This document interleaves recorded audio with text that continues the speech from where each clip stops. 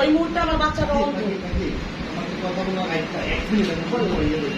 তুমি যে বললাম যে বাবুদের কাছে আমি কোনো আত্মহত্যা চাই নাই, অনেকে মাইন্ড করতে পারে, তুমি চাও না, তুমি কর্ম করে চেষ্টা করছো, আমি কর্ম করে আমার ছেলেটা আমি চিকিৎসা করাই, কথাটা ওইটাই। আচ্ছা, না এটা আমি আমার কথাটা লাস্টে বলবো আর ফিনিশিংটা দিব। তো তার সাথে আমার একটা সমস্যা হয়ে গেছে, পারিবারিক বিষয়। তো এটা সে বলছে গান নিতে পারবো না, কেউ আমার সাথে গান করে না। অথচ আমার ছেলে, এই যে কেন বললাম যে আমি 10 টাকা কারো থেকে নেই নাই, আমার ছেলেটা অন্ধ, আমি গান করতে না পারলে আমার ছেলেটাকে কিভাবে বাঁচাবো? আমি একজন বাউল শিল্পী, গান করি, এই টাকাটা দিয়ে আমার মা খায়, আমার বাচ্চাটা অন্ধ বাচ্চাটা খায়, আমি তার চিকিৎসা করি।